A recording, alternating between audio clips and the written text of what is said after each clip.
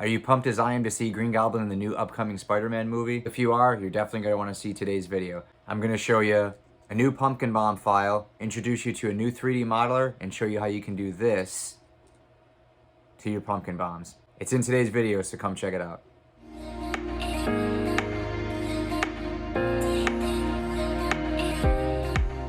Alright, what's up everyone? Back at it again. It is DW, you know, Darkwing Dad, bringing you a semi-short video. I know, that's a little bit crazy. A Green Goblin pumpkin bomb that I made kind of on the fly. This was more like a rough draft / prototype. I am going to be doing another rendition of this, but I want to kind of to break down and show you how I made this. I posted it on a couple social media platforms, got some really nice feedback.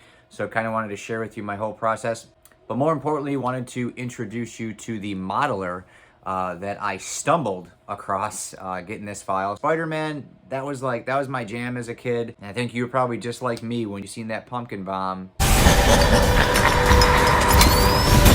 You were like, oh my God. I was wrapping up a couple projects and then I stumbled across the pumpkin bomb file and I fell across Big Fred's Custom. So he has a store on Etsy and he has a lot of cool files. He obviously does have the pumpkin bomb file, has a lot of Star Wars. He is currently making some Spider-Man masks. He has some other Marvel ones on there. He's got the Captain America shield. He has the one hammer from the Loki series. He has the other couple other odds and ends here and there. Really a cool store. I believe he is just starting out, so you know, he's going to be making more and more files, but he is where I found this file from. And, you know, I was kind of disappointed with some of Do 3D's past files, so I have been kind of venturing out, and yeah, I just kind of stumbled across him. So, got this pumpkin bomb file. I asked him a couple questions about the file, about the setup, and he was real responsive, real great guy. His name's actually Zach. Don't know why it's Fred, but it's Big Fred's Customs, but it's Zach. So I basically got this thing set up. I didn't do anything crazy with the actual print. So before I get into how I got it to do this, basically all I did was I just printed this at a 0.2 layer height with some 0 orange silk filament. I used some clear PET G for the inside that's clear. Reason I did that was because I didn't want to do a ton of infill so you could see a pattern, so I did like 4% infill and just did more walls, so the PET G is really good for that. Printed it in one day and then just kind of put everything together and got it to do this. So because it's already glued together and I didn't really document how I put it together, mostly because it was on a weekend, my kids were running around, my wife was cooking dinner. It wasn't the best time to film something, but I still have a breakdown of how I put it together and really how it is. If you've watched my Boba Fett, the rangefinder, it's the same exact concept. So what I'll do here is just explain to you how I got this piece to be. Wiring up the pumpkin bomb. So how did I get the pumpkin bomb to do this? Well, it is a very similar way I wired up the Boba Fett rangefinder, how when you close it, it automatically turns on, and then when you raise it, it shuts off. It's the same concept. It's the same components. It's just a different power source and a bit of a hack when it comes to doing the LEDs. So what I have here is I have 4 LEDs. I have 2 regular LEDs and 2 blinking LEDs. When you wire a regular LED in series, it will mimic what the other LEDs will do. So this LED right here, regular LED, it doesn't blink, it doesn't do anything, okay? What I did is I took them and wired them in series, and they will mimic what these are doing, okay? So when I say series, basically what we have is we have a positive and a negative, and it's all daisy chained through. So this is the positive on the blinking LED, and this is the negative. You'll need to wire a resistor in there somewhere around 120 ohms for these LEDs. The link will be in the description. You can do others. Again, if you have questions or you're not sure, watch my other video on Boba Fett. It'll give you the calculation how to figure out what resistance you need based on your voltage, okay? We have the positive here. That's going to go to the battery, and the negative. The negative goes to this positive. This negative goes to the other LED positive, and then the other LED negative goes to this positive. So what we're left with is basically a negative on the regular LED and the positive on the blinking. And you can hopefully see here that the regular LEDs mimic what the other ones do. Now, I'm not going to demonstrate it here, but all I did with these is I wrapped them in some green window tint. So I just kind of wrapped it around there to make sure these were green, because you could see the red and the blue, through the pumpkin bomb. I wrapped it in some green vinyl, and then that way it's all green, so it looks more uniform. That's really all you have to do, is find out what resistance you need. And realistically, based on a 12-volt voltage, if you buy the exact LEDs I'll leave the links for, around 120 to 150 ohms each one, you'll be perfectly fine. It'll protect them, it won't burn them out, but you definitely want to get something, because these are raw LEDs and you can burn them out. These already have the resistors wired into them, so you don't have to worry about calculating any values for these. Just leave those. It's basically just using that calculation, finding out the raw LEDs. Now, turning it on and off, same as Boba Fett, is the tilt switch, or the bearing switch. So all you have to do here is, of course, you're going to want to solder all these, So we're going to touch this on the positive, get this on the negative. So you can see it's so the bearing is already engaged, okay? So it's turning on. But when we rotate it, it shuts off. So when we flip it upright, boom, they turn on. Flip it that way, they shut off. You want to mount the switch basically right on the side. Just hot glue it. You can actually hear it. I don't know if you can hear it. Listen.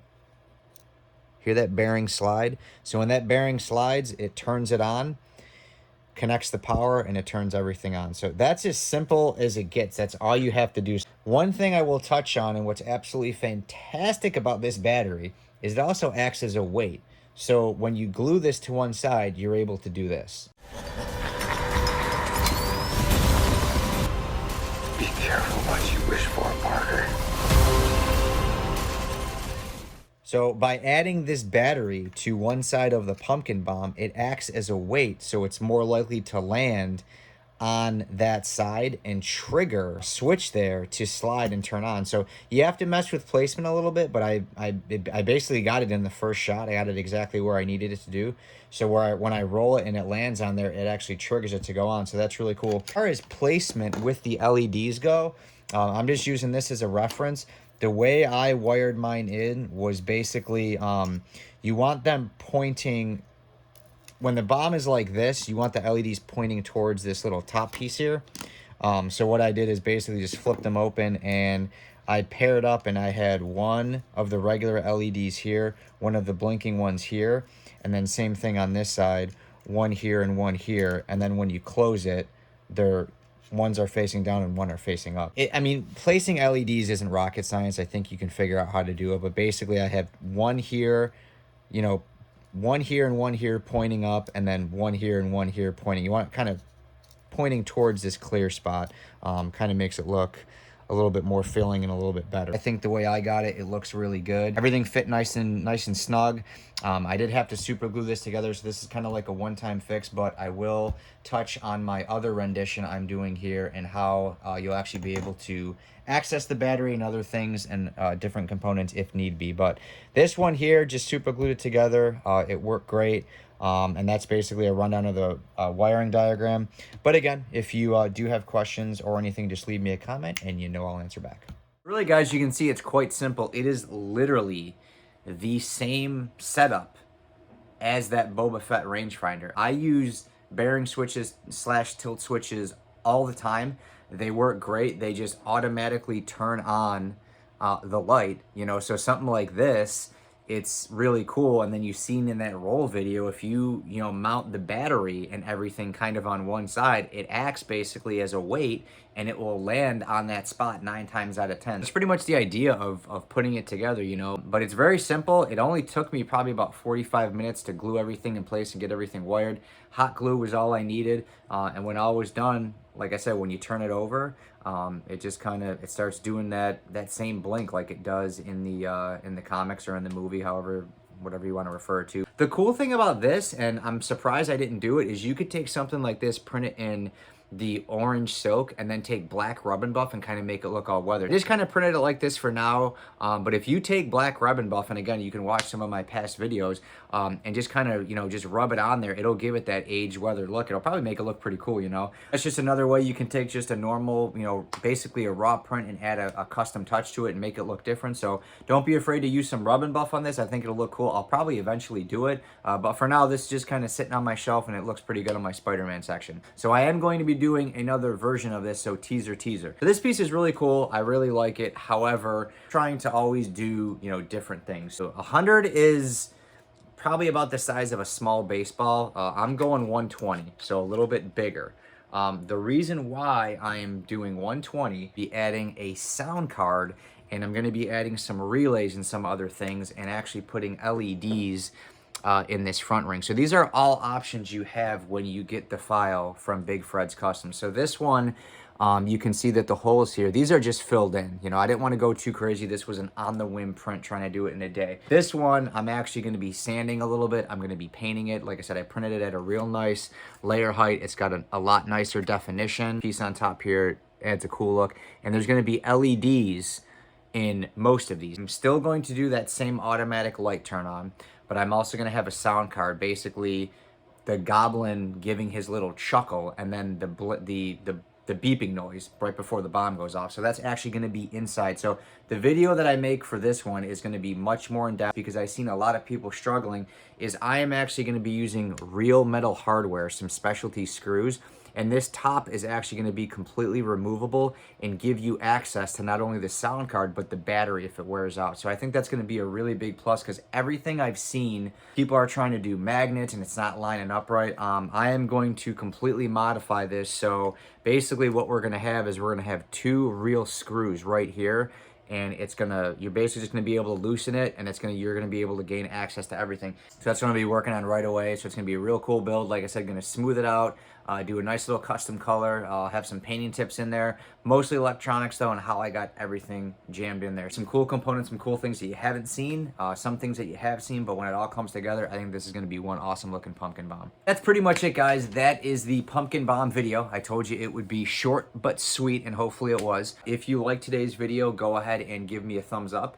Drop me a comment. Let me know what you thought of the video. To all my subscribers, thank you so much. You guys are the reason behind why I do what I do. I have not a lot of time in the day, but I always try to make, you know, these videos, try to make time for these videos to give you guys, you know, something to watch and maybe inspire and motivate you. And hopefully my pumpkin bomb video did today. So thank you all for subscribing. The channel continues to grow, and as it continues to grow, we're going to keep pumping out content like this so you guys can do some awesome builds and just outdo me, so then I can start watching your videos. If you're not a subscriber to the channel and you do enjoy all things 3D printing, DIY, Marvel, Star Wars, maybe some Legos. We got the holidays coming up. You're probably going to see a little bit of my kids. So if you like any of my past videos or any of those topics, go ahead and click that subscribe button. I do have a subscriber video coming up on Sunday, that big announcement. Wanted to get it out sooner, just been really busy at work, spending time with the family. If you're a dad, you know what it is, and that's why I am Darkwing Dad, because I do have those dad duties. But I will have that video up on Sunday, and a lot more helpful tutorials and things that can help you in all your 3D print and cosplay. That's it for now, guys. That's it. Enjoy these last shots of the pumpkin bomb. Be sure to drop me a comment, let me know what you think, and give me a thumbs up. Click that subscribe button if you're not subscribed. Until next time, DW out. Later.